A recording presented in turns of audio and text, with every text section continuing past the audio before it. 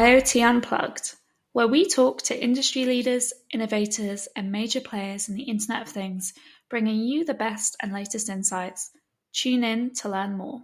Keep listening as I'll be talking to Avesta Hojjati, VP of Engineering at DigiCert, who shares his insights into quantum computing, post-quantum cryptography, and what it means for businesses to be crypto-agile with key recommendations.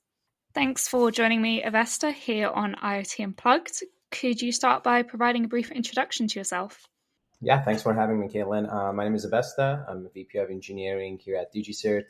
Been with the company for the past 8 years. In my current role, I design, develop, and deploy solutions where we are capable of securing IoT devices end-to-end. Great. And could you quickly introduce DigiCert as well? Sure. DigiCert is a leading provider of digital trust. We provide the backbone of trust on the internet. This could be a trust that you would require for an IoT embedded or connected device, all the way to a web server, or to even trusting a document, or even an email that you're sending that you want to make sure that the sender has the right identity, but also you can encrypt the messages in transit. All right, thank you for that. We'll be discussing quantum computing and cryptography in our discussion today, which I'm sure you're well aware of are very big topics, and there's a lot involved in that. Before we kind of dig into that, and to frame our conversation today, what are the big challenges when it comes to securing devices and networks today, in your opinion?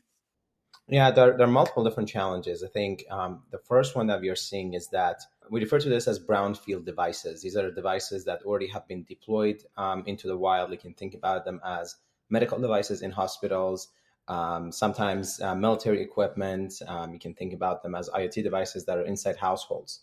So these devices that already have been deployed, unfortunately, for a portion of them, they were not being deployed with security in mind, meaning they don't have the proper identity. Users can't authenticate themselves and other devices to their networks properly. And also, as environment is growing, we are introducing more devices that they cannot really communicate with each other in a secure manner. Now, the biggest challenge here is that given that these are brownfield devices and we have millions of them, how can we secure them without sending a technician to every single one of these households or hospitals or whatever that might be? That challenge by itself is quite extensive. But also another portion of this we are seeing is, especially around security, is that vast majority of devices are becoming very computationally limited. And that's obviously due to the cost or due to some of the capabilities that they're providing. Example could be a sensor. If you are introducing a sensor in an industrial environment to measure the temperature, you really want to make sure that you're not spending too much money, but also you want to make sure that this sensor is secure. So this limitation as far as the hardware by itself also brings another challenge for at least security providers like us to be able to build our solutions where they're efficient, that are capable of going on these resource and computation limited devices. And just out of interest, for my own curiosity, really, when you talk about the devices that need securing and the millions of devices, which you're quite right, there are so many out there, are you looking at securing new devices that come into market? Are you looking at old? Is it kind of a mix? Yeah, so the new devices, we refer to them as greenfield devices. These are devices that are still in development, and we can inject what we refer to as security by design. During the development, as these devices are coming out from manufacturers, they will interact with enterprises such as DigiCert, where we are capable of putting and, again, injecting our solution into that device. For greenfield devices, the challenge is not as complex as the brownfield devices, which are the ones that have already been deployed. If you know that you need to have security in that device during the development cycle, then you can count for extra memory that you may require.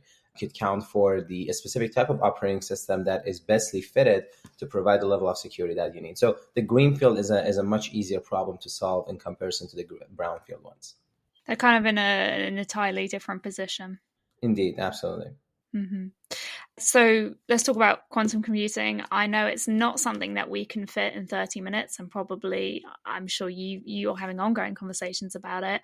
Could you start by providing an overview of what it is? Definitely. So quantum computers are a new type of computers that are operating based on phenomena of quantum mechanics, specifically entanglement and superpositioning. And you're right, 30 minutes is not enough to get into specifically what entanglement and superpositionings are. But in relationship to quantum computers, these phenomena will enable quantum computers to operate on a much different spectrum versus the classical computers, such as the laptops or even supercomputers that we are dealing with. The supercomputers or regular laptops, cell phones, or so forth that we are interacting with are running off of bits. And that means at any given time, they can process either 0 or 1 and one value at a time. For quantum computers, the story is a little bit different. Given those phenomena that we just briefly talked about from quantum mechanics, a quantum computer operates off of what is referred to as a qubit. And a qubit at any given time could be either 0, 1, or both at the same time.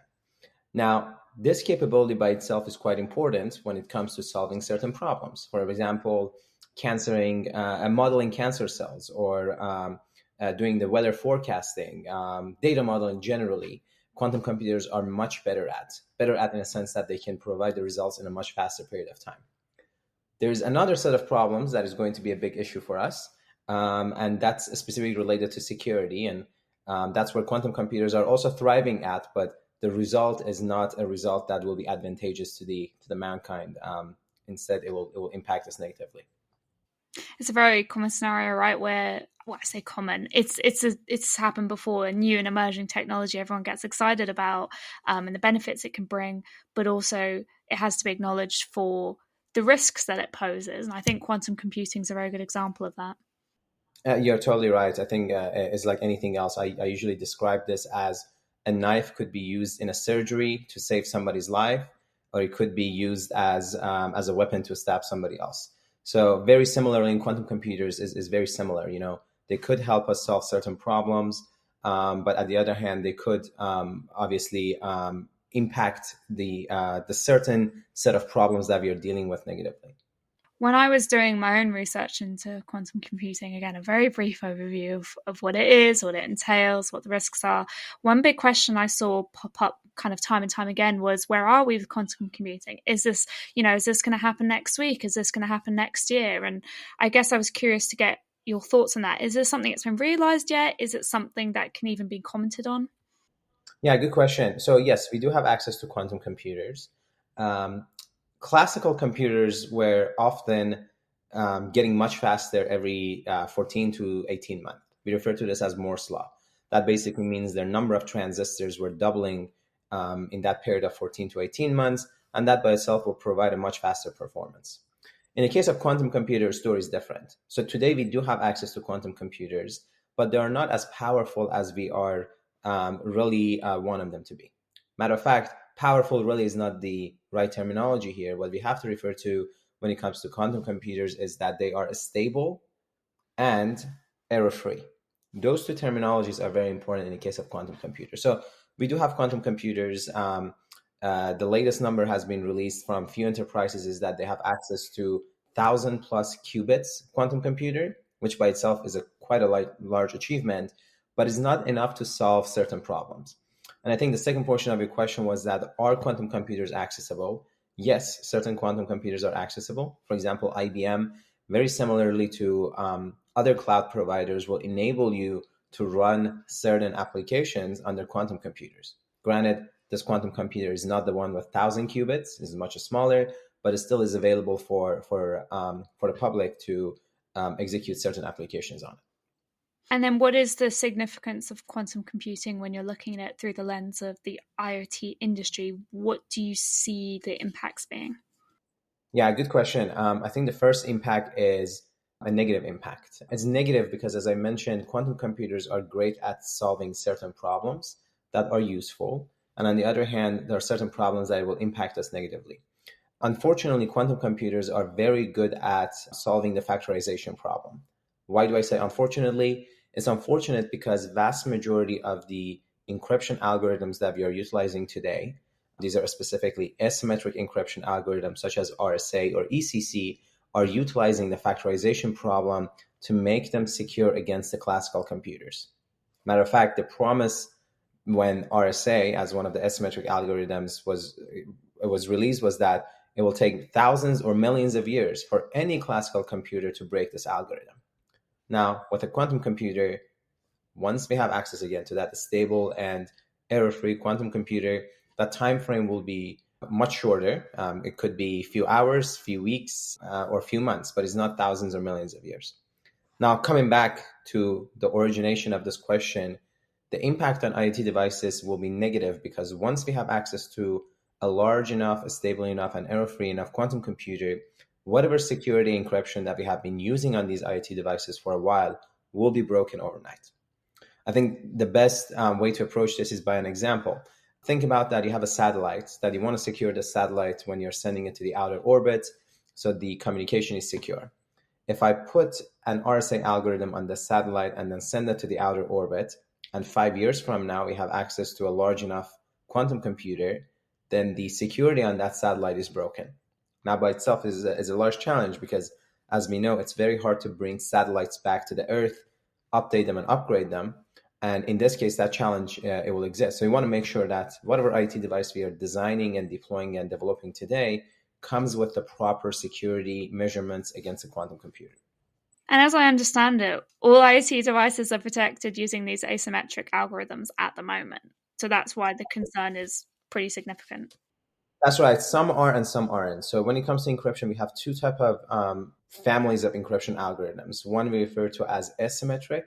And quite simply, that means you have a public and private key. The private key will reside inside that IoT device, and it will be secured, and it will be used to decrypt messages as they're landing on that IoT device. And there's other category that I refer to as symmetric keys, which means there's only one key, and that is a private key. And both sender and receiver will have access to this private key. So some IoT devices are utilizing the symmetric key approach, and some other IoT devices are utilizing the asymmetric approach. Okay, thank you for that.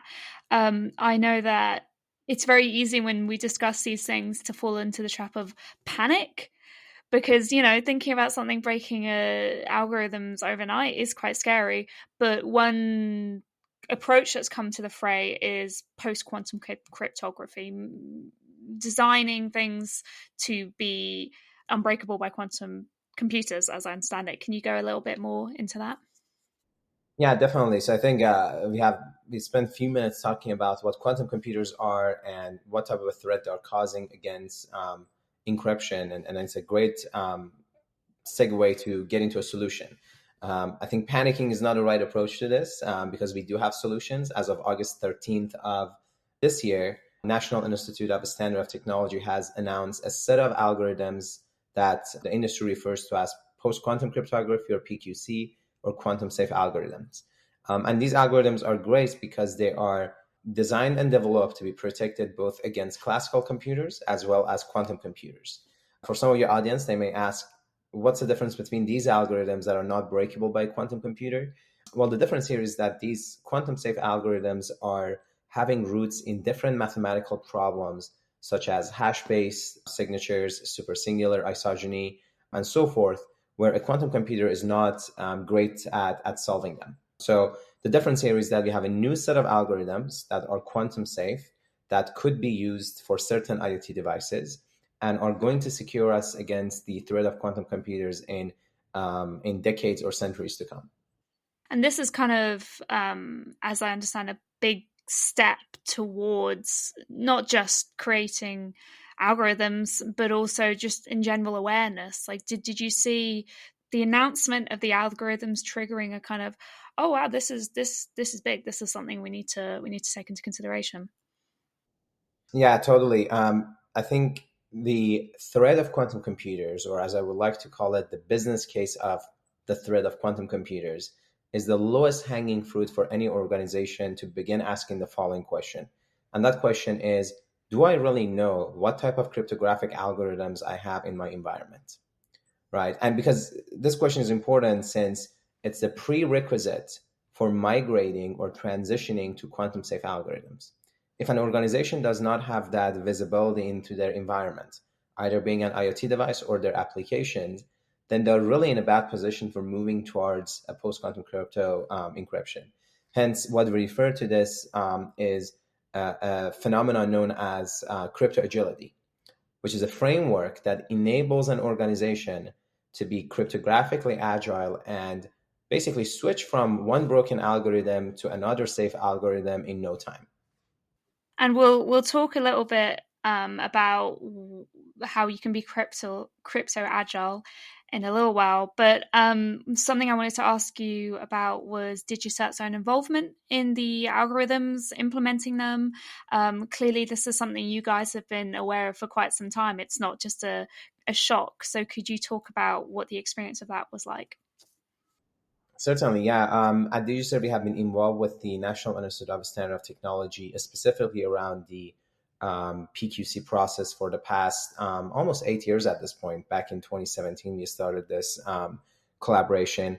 We have been helping NIST reviewing some of these submissions. We have collaborating with them to come up with processes to enable the enterprises to go through this transition. And we have been testing these algorithms throughout this process to make sure that, number one, they are fitted for multiple different use cases.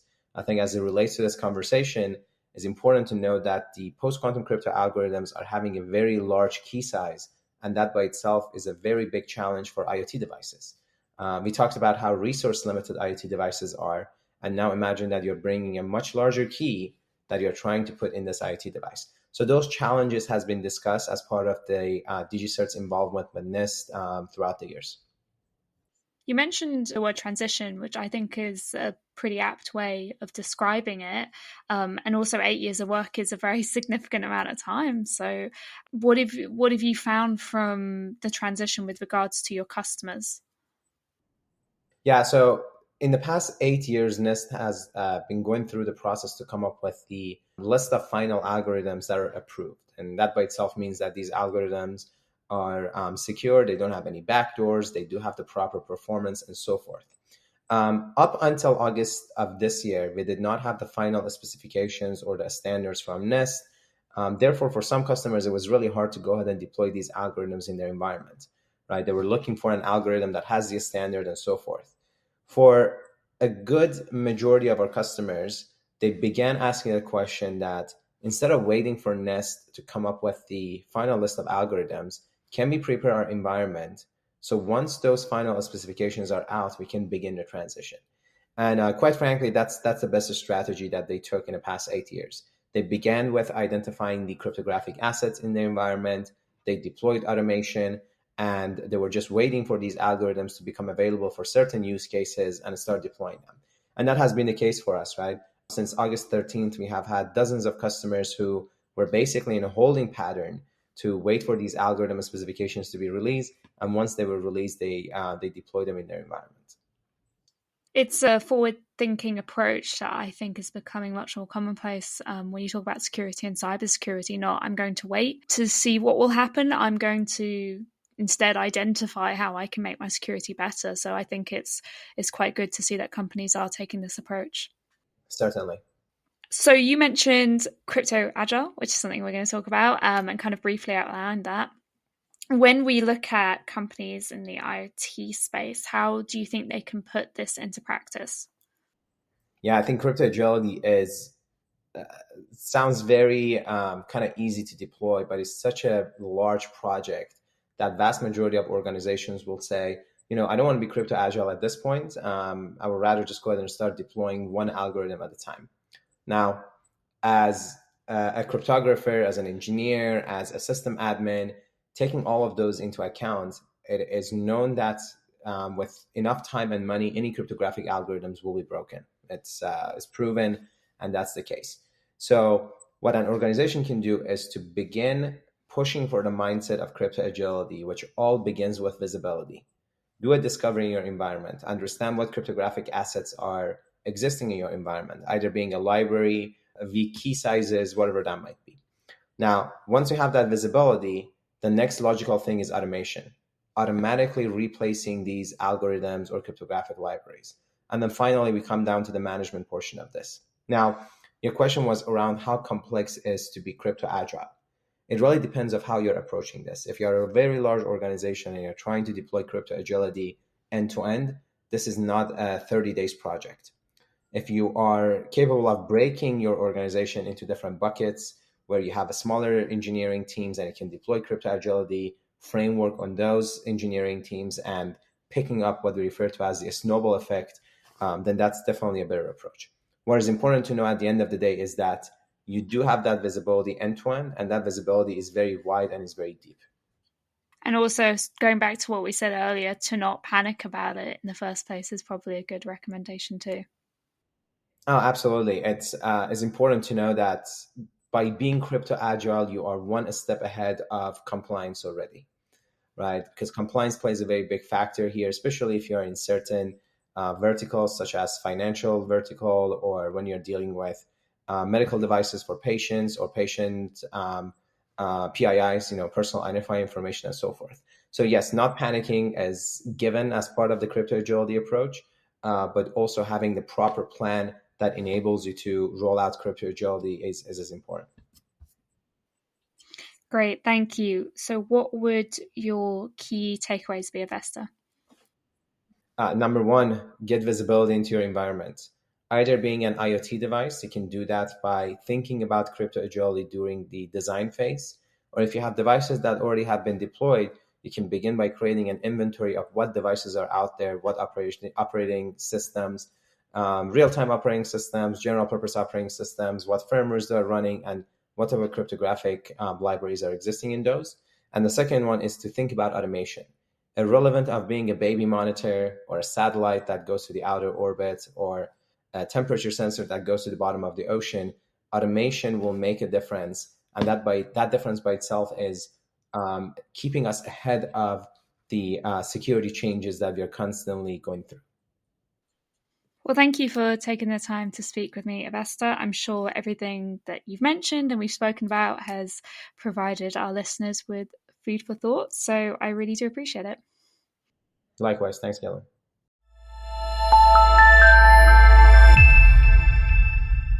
IoT Unplugged.